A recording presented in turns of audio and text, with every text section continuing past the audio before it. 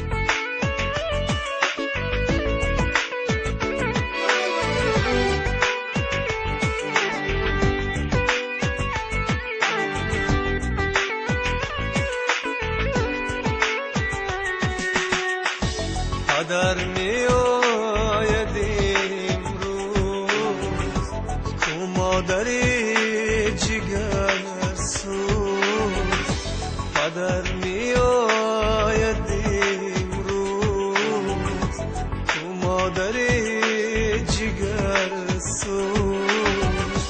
ایچی قسمت ایچی تقدیر زندگانی سرد و دلگیر، مادرم در پشت خواب از پدر آمدی باز، خسته و زار کوزم دردی از غمی از غمی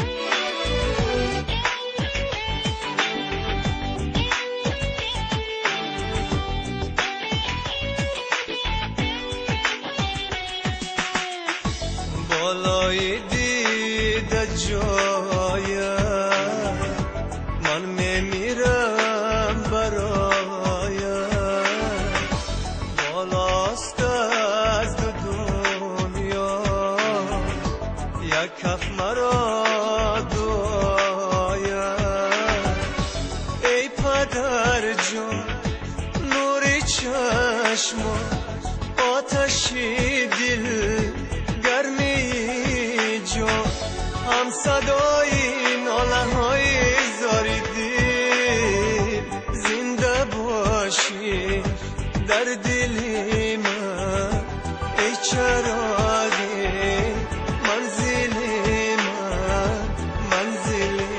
من. پدر می آید امروز کو مادری جگر سوز، پدر می آید امروز مادری جگرسوز پدر می آید. تشکر میکنم.